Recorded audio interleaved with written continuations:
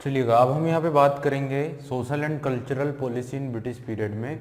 अगला जो टॉपिक होगा वो होगा एक्सपांसन ऑफ मॉडर्न एजुकेशन। ठीक है, आधुनिक शिक्षा का प्रचार जो उस समय पर ब्रिटिश पीरियड में किया गया उसको लेकर हम यहाँ डिस्कस करने जा रहे हैं। ठीक है, तो मॉडर्न एजुकेशन के एक्सपांसन के मुद्दे पर हम यहाँ पे बात करेंगे। देखिएगा कि अंग्रेजों की अगर बात करें तो अंग्रेजों ने आधुनिक शिक्षा को आरंभ करने में अंग्रेज काफ़ी ज़्यादा सक्सेस हुए, काफ़ी ज़्यादा सफल हुए। और अगर वहीं पर हम बात करें कि जो रिफॉर्म्स वगैरह हुए हैं, जो कुरीतियाँ हैं, अंधविश्वासों को ख़त्म करने में जो कोशिश की गई, उसमें उतनी ज़्यादा हमें सक्सेस या उतने अच्छे रिजल्ट हमें नहीं मिलते हैं। और अगर हम वहीं पर मॉडर्न एजुकेशन या पाश्चात्य शिक्षा या पाश्चात्य विज्ञान और साहित्य की जो एजुकेशन यहाँ पे प्रोवाइड कराई गई उसके ऊपर अगर बात करें तो उसमें काफ़ी सक्सेस या सफलता हमें यहाँ पे दिखाई देती। ठीक है, तो ये चीज़ जो है वो ज़्यादा सक्सेस मानी गई है। वहीं पर जब हम रिफॉर्म्स या कुरीतियों को समाप्त करने की बात करते हैं तो उसमें हमें कुछ चीज़ें ही पता चलती है, जैसे कि 1829 में जो सती प्रथा के विरोध में जो कानून बनाया गया, ठीक है, लॉर्ड विलियम बेंटिक के समय पर। इसके अलावा जैसे 1856 में विडो रीमैरिज एक्ट या हिंदू विडो रीमैरिज एक्ट आया है। बाकी सारी चीज़ें उतनी, और ये चीज़ भी उतने ज़्यादा एक्सट्रीम लेवल पर या उतनी सख्ती से नहीं की गई थी। ठीक है, अब देखिए एक्सपांसन ऑफ मॉडर्न एजुकेशन में सबसे पहला ही पॉइंट मैंने क्या बताया कि अंग्रेजों ने आधुनिक शिक्षा को आरंभ करने में अधिक सफल रहे, या अंग्रेज आधुनिक शिक्षा को आरंभ करने में ज़्यादा या अधिक क्या रहे हैं, सफल रहे हैं। ठीक है, आधुनिक शिक्षा का प्रचार केवल अंग्रेजी प्रयास से ही नहीं हुआ था। ठीक है, ब्रिटिश गवर्नमेंट या सरकार के प्रयासों से ही नहीं हुआ था।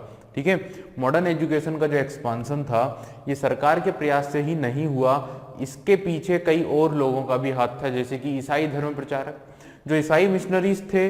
अगर वो ईसाई धर्म का प्रचार करते हैं तो साथ ही वो मॉडर्न एजुकेशन या पाश्चात्य शिक्षा या फिर जो साइंटिफिक एजुकेशन था उसको भी क्या करते हैं, एक्सपांड करते हैं, उसका भी प्रचार करते हैं।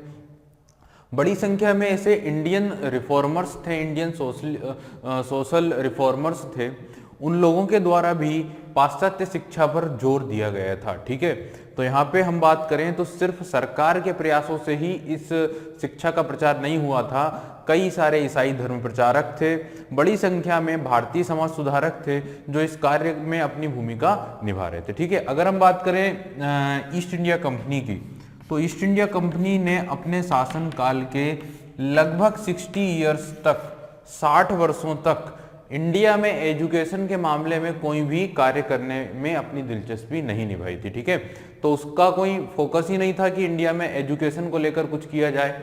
ठीक है, 60 ईयर्स तक कोई काम नहीं किया गया। देखिए ईआईसी का बेसिक टारगेट ही क्या था, ईआईसी इंडिया में क्या काम कर रही थी, ईआईसी इंडिया में जो बेसिक फोकस कर रही थी वो ज़्यादा से ज़्यादा प्रॉफिट अर्न करने वाली कंपनी के रूप में इंडिया में काम कर रही थी। ठीक है, तो बेसिकली ईस्ट इंडिया कंपनी का बेसिक लक्ष्य क्या था, मुनाफा कमाने वाली कंपनी के रूप में ये कंपनी जानी जाती थी, ना कि सोशल रिफॉर्म्स की। अगर हम बात करें, सोशल वर्क्स की अगर बात करें तो ईस्ट इंडिया कंपनी ने कोई उतनी ज़्यादा भूमिका नहीं निभाई है, ना ही सोशल रिफॉर्म्स हम देखें, ठीक है, ना ही एजुकेशन के मामले में, ना ही कोई अदर वेलफेयर अगर स्कीम्स की बात की जाए। इन्होंने वही काम किया है जिससे कि इनके ट्रेड, इनके व्यापार को सुगमता मिल सकी हो, जिससे कि इनका इकोनॉमिकल जो इंटरेस्ट है वो पूरा हो सका। ठीक है, तो ऐसा इंडिया में कोई भी इन्होंने रिफॉर्म करने की कोशिश ही नहीं की। अब देखिए तो क्या बोल रहे हैं, 60 सालों तक इन्होंने कुछ भी ऐसा काम नहीं किया जिससे कि एजुकेशन के सेक्टर में कुछ डेवलपमेंट इंडिया में हो सके। हालांकि कुछ एक्सेप्शन है, कुछ अपवाद हमें यहाँ पे देखने को मिलते हैं। तो पहला एक्सेप्शन ये है कि इन 1781 1781 में, और आप सभी को पता है कि during 1781 the governor general of Bengal was Warren Hastings.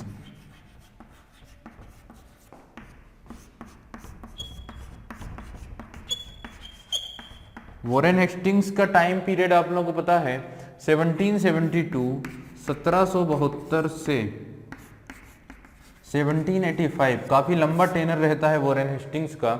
और फिर इनके बाद अगर बात की जाए ना 1786 से लेकर 1793 तक, तो दूसरे सबसे महत्वपूर्ण व्यक्ति जिसका नाम क्या था, लॉर्ड कॉर्नवालिस। ठीक है, चलिए तो फिलहाल क्या बात हो रही है कि इन 1781 वॉरेन हेस्टिंग्स ने क्या किया था, कलकत्ता में एक मदरसा की स्थापना की थी। कलकत्ता में एक मदरसा इन्होंने क्या किया था, स्टेब्लिश किया था। कलकत्ता में एक मदरसा बनवाया था।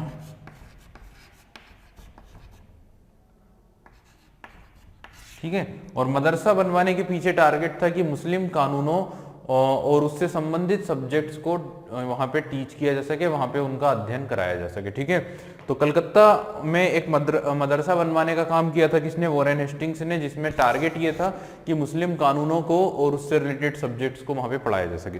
दूसरा जो हमें एक और एक्सेप्शन यहाँ पे देखने को मिलता है वो है 1791।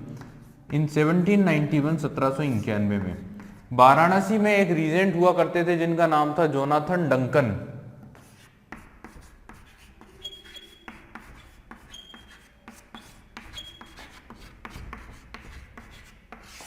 ये वाराणसी के रेजिडेंट थे और इनके द्वारा संस्कृत कॉलेज की स्थापना की गई थी इन वाराणसी।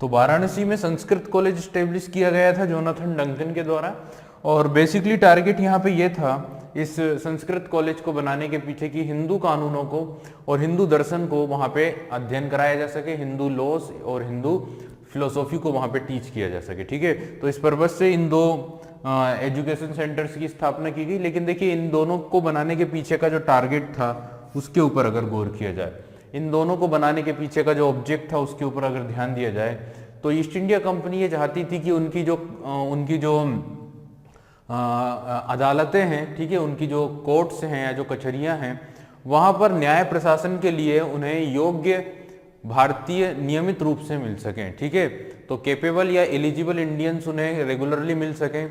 कहाँ पर? उनके जो जुडिशियल्स हैं, उनके जो कोर्ट्स हैं, उनके जो न्यायालय हैं, वहाँ पर काम करने के लिए, वहाँ पर जुडिशियल एडमिनिस्ट्रेशन करने के लिए, वहाँ पे जुडिशरी एडमिनिस्ट्रेशन संभालने के लिए रेगुलरली कैपेबल या एलिजिबल इंडियंस उन्हें मिल सकें। इस चीज़ के लिए उन्होंने क्या किया था? कलकत्ता में मदरसा स्थापित किया था और वाराणसी में इन्होंने क्या किया था? संस्कृत कॉलेज स्टेब्लिश किया था, जहाँ पे हिंदू कानून और वहाँ पे मुस्लिम कानूनों को पढ़ाया जाता था। ठीक है, तो ये चीज़ आप लोग समझें। तो ये एक छोटा मोटा यहाँ पे काम हमें देखने को मिलता है। अनेक भारतीय सहित कई सारे समाजसेवियों की ये धारणा थी, या वो लोग ये समझते थे कि इंडिया में जो सामाजिक आर्थिक जो कुरीतियां हैं, जो अंधविश्वास हैं, जो सुपरस्टिशंस हैं, उनको समाप्त करने की जो दवा है, उनको समाप्त करने की जो रेमेडी है, वो सिर्फ और सिर्फ अगर कुछ है तो वो है मॉडर्न एजुकेशन। इट मीन्स आधुनिक शिक्षा। ठीक है, तो कई इंडियंस, कई सोशल रिफॉर्मर्स, कई इंटेलेक्चुअल इंडियंस की ये विचारधारा थी, कि ये सोच थी कि इंडिया से जो सुपरस्टिशंस हैं, जो सामाजिक कुरीतियां हैं, जो धार्मिक कुरीतियां हैं, जो अंधविश्वास हैं, उन्हें हम खत्म कर सकते हैं, और उन्हें खत्म करने की एक ही दवा है, that was the modern education, आधुनिक शिक्षा। ठीक है, तो इसीलिए कई इंडियंस इस पर फोकस कर रहे थे, कई भारतीयों समाज सुधारकों का भी यहाँ पे काफी रोल था। देखिए, सबसे पहला जो स्टार्ट होता है, सबसे पहला जो कदम यहाँ पे रखा जाता है वो होता है इन 1813 में क्या आता है? तो आप सभी को पता है 1813 में आता है चार्टर एक्ट 1813। क्या आता है? Charter act 1813। तो सबसे पहला कदम ही जो उठाया गया है मॉडर्न एजुकेशन की ओर, वो है चार्टर एक्ट 1813। 1813 के चार्टर एक्ट में एक प्रावधान ये होता है कि विद्वान या इंटेलेक्चुअल या जो अच्छे इंडियंस थे, जो थोड़े से विद्वान थे, तो विद्वान भारतीयों को बढ़ावा देने तथा देश में आधुनिक शिक्षा का प्रचार करने के लिए, ठीक है, देश में आधुनिक शिक्षा और विज्ञान को प्रोत्साहित करने के लिए ये जो के लिए एक प्रावधान बनाया गया था। कहां पर? आपके चार्टर एक्ट 1813 में। तो चार्टर एक्ट 1813 में एक प्रावधान ये था कि जो विद्वान भारतीय हैं, ठीक है ना, उनमें जो विद्वान भारतीय हैं उनमें एक प्रकार से आधुनिक विज्ञान और ज्ञान के बारे में उनको बढ़ावा दिया जाना चाहिए। ठीक है, अब इस काम को करने के लिए चीजें समझ में आई होंगी आप लोगों को, एक बार फिर से बता देता हूं कि 1813 के चार्टर एक्ट में क्या प्रावधान था, क्या प्रोविजन था कि विद्वान भारतीयों को बढ़ावा देने और देश में आधुनिक विज्ञानों को के ज्ञान को प्रोत्साहित करने के लिए यहाँ पे प्रावधान था। ठीक है, लेकिन इस काम को करने के लिए, इस पर्टिकुलर टास्क को कंप्लीट करने के लिए, इस उद्देश्य को पूरा करने के लिए कंपनी को ये बोला गया था कि 1 लाख रुपए 1 लाख रुपीस आपको खर्च करना है एडुकेशन में या एजुकेशन में, ठीक है। शिक्षा में आपको कितने रुपए खर्च करना है, 1 लाख रुपीस खर्च करना है और इंडियंस को यहाँ पे शिक्षा प्रदान करना होगी, ठीक है।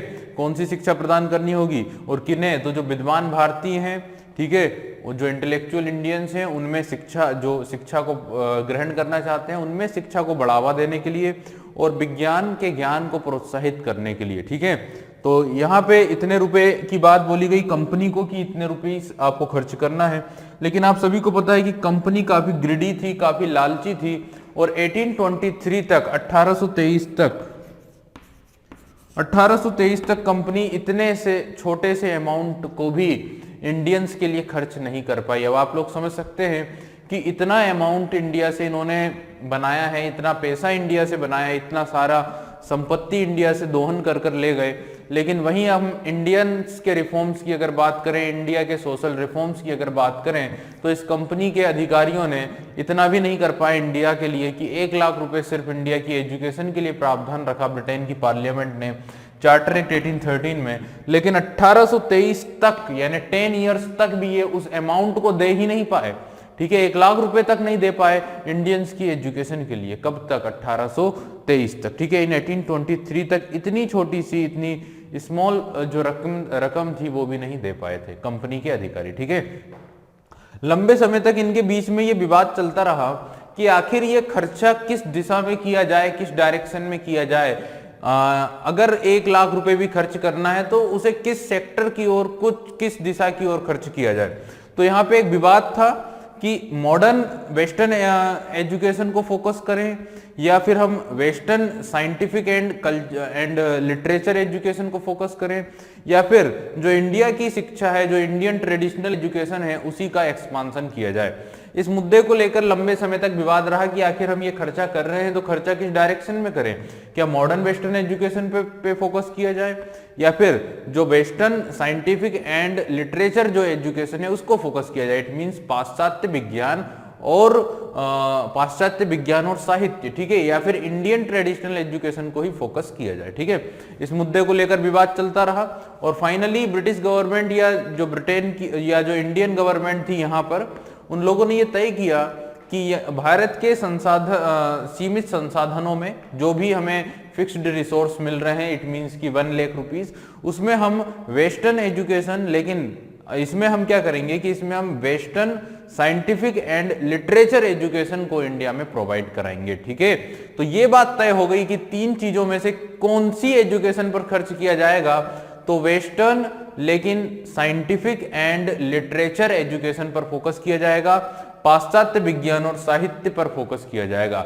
अब दूसरा विवाद यहाँ पे ये पैदा होता है, सेकेंड डिस्प्यूट यहाँ पर ये पैदा होता है कि पाश्चात्य विद्या का प्रचार करने के लिए आप स्कूलों और कॉलेजों में शिक्षा का माध्यम क्या रखेंगे, ठीक है। द मीडियम ऑफ एजुकेशन क्या होगा, ठीक है, मीडियम ऑफ एजुकेशन क्या रखना चाहेंगे, शिक्षा का माध्यम क्या होगा। इस मुद्दे को लेकर काफी लंबा डिस्प्यूट चलता है, काफी लंबा विवाद चलता है और फाइनली गवर्नमेंट इस बात पर फोकस होती है, इस बात को तय करती है कि the medium of education should be English. तो एजुकेशन का जो मीडियम होगा वो क्या होगा, अंग्रेजी माध्यम होगा। अंग्रेजी माध्यम में शिक्षा को पढ़ाया जाएगा, शिक्षा दी जाएगी अंग्रेजी माध्यम में, ठीक है, इंग्लिश मीडियम रखा जाएगा। और इसे तय किया गया, इसका निर्धारण किया गया इन 1835 में। 1835 में इस विवाद का निपटारा हुआ और 1835 में कौन व्यक्ति थे जिन्होंने इसे तय किया, तो मैंने कल आपको इससे पहले भी बताया था कि गवर्नर जनरल की काउंसिल में एक विधि सदस्य हुआ करते थे, एक लॉ मेंबर हुआ करते थे और वही फर्स्ट लॉ कमीशन के चेयरमैन भी बने थे, जिसका नाम था लॉर्ड मैकाले। और लॉर्ड मैकाले ने ही इंग्लिश एजुकेशन एक्ट पास किया था या मॉडर्न एजुकेशन एक्ट पास किया था, जिसके तहत इंग्लिश को एजुकेशन का मीडियम बनाया गया था या इंग्लिश को शिक्षा का माध्यम निर्धारित किया था। तो लॉर्ड मैकाले ने इन 1835 में यह तय किया कि इंग्लिश ही इंडिया में एजुकेशन का मीडियम होगा और गवर्नमेंट ने यह डिक्लेयर किया कि सीमित संसाधनों में हम पाश्चात्य विज्ञान और साहित्य की जो शिक्षा है उसे प्रोवाइड कराएंगे, लेकिन उसका मीडियम क्या होगा, अंग्रेजी माध्यम होगा, ठीक है। विधि आयोग के जो अध्यक्ष थे लॉर्ड मैकाले ने यह तर्क दिया कि भारतीय भाषाएं इतनी विकसित नहीं है कि इस उद्देश्य को पूरा कर सकें। Indian languages are not capable to complete या टू कम्पीट दिस टारगेट। तो इस टारगेट को या इस लक्ष्य को पूरा करने के लिए भारतीय भाषाएं उतनी ज्यादा डेवलप नहीं थी, उतनी ज्यादा विकसित नहीं थी। इंडियन नॉलेज या इंडियन शिक्षा जो थी, भारतीय ज्ञान भी उतना डेवलप नहीं था। ठीक है, ये लॉर्ड मैकाले के द्वारा अवधारणा दी गई, लॉर्ड मैकाले के द्वारा ये विचारधारा प्रस्तुत की गई कि भारतीय ज्ञान या भारतीय भाषाएं उतनी ज्यादा विकसित नहीं है कि आज के समय की, यानी कि जो मॉडर्न एजुकेशन है, जो साइंटिफिक शिक्षा है, जो लिटरेरी या सोशल जो नॉलेज है, सामाजिक जो विज्ञान है, उसको भारतीय उसमें दिया जा सके। ठीक है, तो ये अवधारणा दी गई किसके द्वारा? लॉर्ड मैकाले के द्वारा इन 1835। ठीक है, फाइनली अगर हम बात करें, और ऑब्वियसली ये जो बातें थी ये कुछ हद तक सही भी थी, क्योंकि देखिए इंडियन नॉलेज जो पुराने समय में जो इंडियन नॉलेज था, जो विज्ञान के प्रति भारतीय ज्ञान था, वो हालांकि काफी डेवलप था। ठीक है ना, एंशिएंट पीरियड या मीडिएवल पीरियड या फिर उसके पहले ब्रिटिशर्स के पहले भी इंडियन नॉलेज काफी डेवलप था। भारतीय ज्ञान विज्ञान काफी ज्यादा डेवलप था। पूरे विश्व में अगर बात की जाए तो इंडियंस काफी आगे थे। लेकिन इस बीच में क्या होता है कि भारत का जो ज्ञान था, भारतीय जो नॉलेज था, उसमें डेवलपमेंट बंद हो गया था, उसमें विकास बंद हो गया था, और आधुनिक रीति रिवाजों से जो भारतीय ज्ञान था वो पीछे हट चुका था। ठीक है, तो इंडियन नॉलेज हालांकि किसी जमाने में काफी डेवलप था, लेकिन इस समय पर भारतीय ज्ञान काफी समय से ठंडे बस्ते में पड़ा हुआ था, उसमें बिल्कुल भी डेवलपमेंट नहीं था। ठीक है, तो ये बातें कुछ हद तक सही भी थी, और इसीलिए लॉर्ड मैकाले की ये जो बातें थी उस पर सहमति बनी। और कई इंडियंस में अगर हम बात करें, जैसे राजा राम मोहन राय, तो राजा राम मोहन राय के नेतृत्व में उस समय के अधिकांश प्रगतिशील भारतीयों ने जोरदार ढंग से पाश्चात्य ज्ञान के अध्ययन की वकालत की। ठीक है, इंडिया में अगर आपसे ना क्वेश्चन पूछा जाए कि वेस्टर्न एजुकेशन के सबसे बड़े समर्थक कौन थे, या मॉडर्न एजुकेशन के या साइंटिफिक एजुकेशन के इंडिया में सबसे बड़े रिफॉर्मर्स या सबसे बड़े सपोर्टर्स ही कौन थे, तो आंसर आपका जो दिया जाएगा वो दिया जाएगा राजा राम मोहन राय। ठीक है, Raja Ram Mohan Rai is the most important supporter of the western education and the scientific education in India. ठीक है, तो भारत में पाश्चात्य शिक्षा के सबसे बड़े समर्थक के रूप में अगर किसी को जाना जाता है तो वो है राजा राम मोहन राय को। और आप सभी को पता है कि राजा राम मोहन राय ही वो सोशल रिफॉर्मिस्ट थे जिन्होंने लंबे समय तक आंदोलन किए। किसके खिलाफ, किसके विरोध में? तो हम सभी को पता है सती प्रथा के विरोध में। ठीक है ना, तो सती प्रथा के विरोध में आंदोलन करने के लिए सबसे ज्यादा फेमस नाम ही किसका आता है? तो वो नाम आता है राजा राम मोहन राय का। और राजा राम मोहन राय को ही हम आधुनिक भारत का जनक भी कहते हैं। ठीक है, तो फादर ऑफ मॉडर्न इंडिया या आधुनिक भारत के जनक के रूप में भी किसे जाना जाता है? तो आंसर क्या होगा? राजा राम मोहन राय।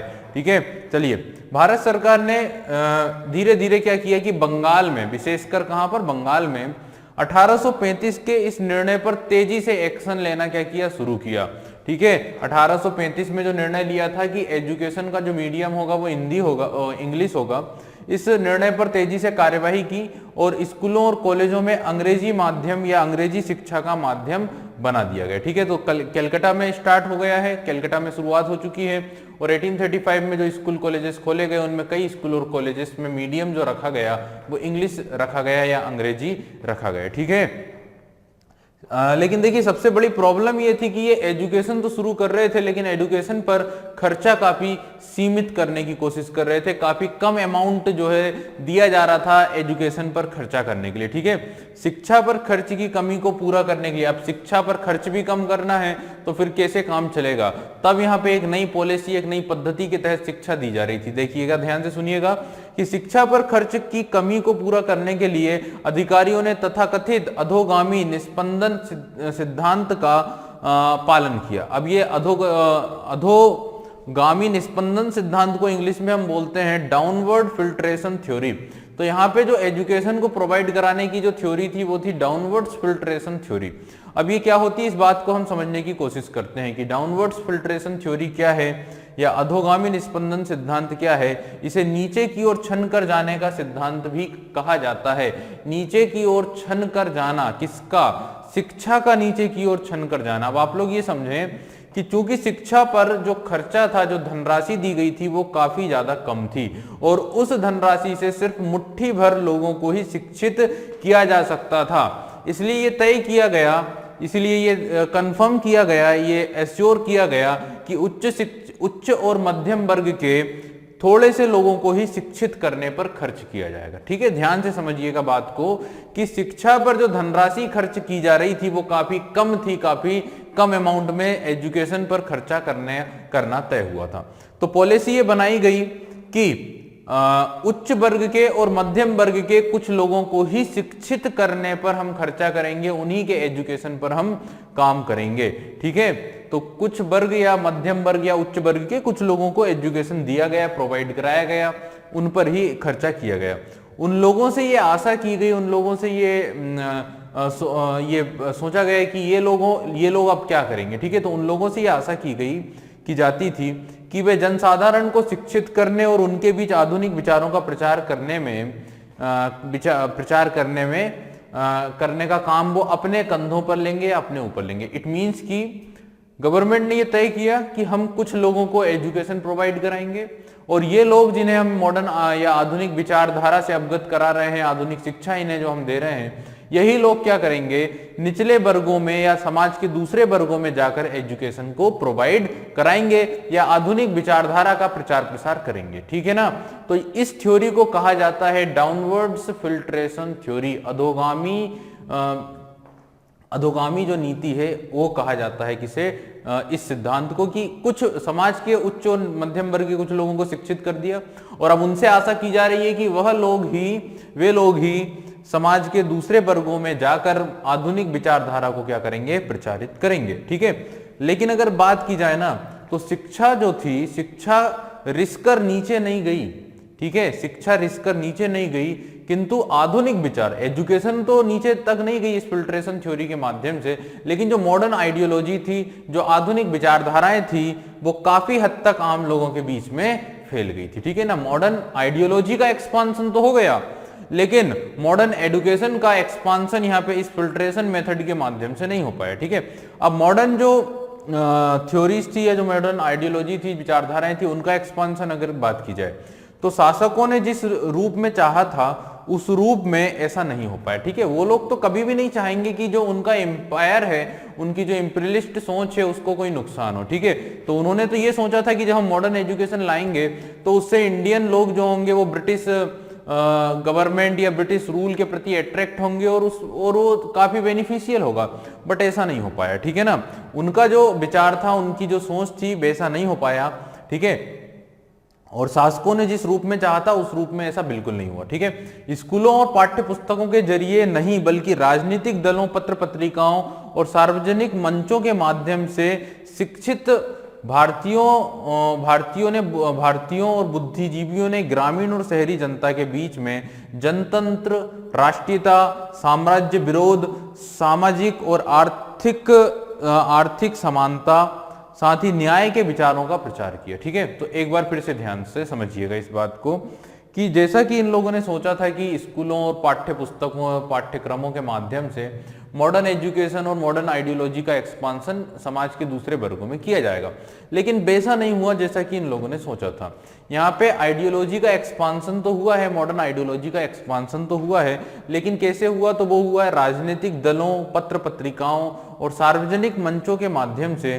जो शिक्षित भारतीय थे, जो बुद्धिजीवी थे, उन्होंने इन विचारधाराओं का एक्सपांशन किया, इन विचारधाराओं को शहरी और ग्रामीण लोगों तक पहुंचाया और उनके अंदर जनतंत्र को लेकर, राष्ट्रीयता को लेकर, साम्राज्य विरोध को लेकर, सामाजिक और आर्थिक समानता और साथ ही न्याय के विचारों का प्रचार किया। ठीक है, और ये सारी की सारी जो आइडियोलॉजी का जब एक्सपांशन हुआ तो इससे ब्रिटिशर्स के या ब्रिटिश एडमिनिस्ट्रेशन या ब्रिटिश एम्पायर को काफी ज्यादा नुकसान होने वाला था, ब्रिटिश साम्राज्य को काफी ज्यादा हानि पहुंचने वाली थी। ठीक है, तो यहाँ पे हमने एजुकेशन या एडुकेशन के बारे में बात की, शिक्षा के प्रचार के बारे में बात की, एक्सपांशन ऑफ मॉडर्न एजुकेशन के बारे में बात की। हालांकि आप लोग बस ये समझें कि ब्रिटिशर्स जो हैं काफी ज्यादा यहाँ से इनकम जनरेट करते थे, लेकिन एजुकेशन के मामले में काफी कम ही वो एक्सपेंडिचर यहाँ पे किया करते थे। ठीक है, काफी कम खर्चा हुआ करता था शिक्षा पर, और यही कारण रहा कि शिक्षा में जो डेवलपमेंट हुआ वो दूसरे ही तरीके से हुआ है, दूसरे लोगों के माध्यम से हुआ, ना कि गवर्नमेंट की एक्टिविटी से या गवर्नमेंट के द्वारा हुआ था। ठीक है, चलिए, तो यहाँ पे हमारा ये लेक्चर 6 वाला टॉपिक कंप्लीट होता है, जिसमें हमने social and cultural policy and administration constitution in British India discuss किया। ठीक है, अब हम डिस्कस करेंगे कुछ दूसरे टॉपिक लेक्चर नंबर 7 में, जिसमें अब हम देखिएगा कि इस पहले सेक्शन में मॉडर्न इंडियन हिस्ट्री के में अब हम कुछ और टॉपिक्स जैसे कि रिवोल्ट ऑफ 1857 हो गया है उसे डिस्कस करेंगे। इसके अलावा जो सोशल एंड इकोनॉमिकल जो रिफॉर्म्स हुए थे, जो मूवमेंट हुए थे, सामाजिक और आर्थिक जो आंदोलन हुए उनके बारे में बात करेंगे। ठीक है, और जो इस समय तक के गवर्नर जनरल और वायसराय हुए हैं उनके बारे में हम यहाँ पे डिस्कशन करेंगे। ठीक है।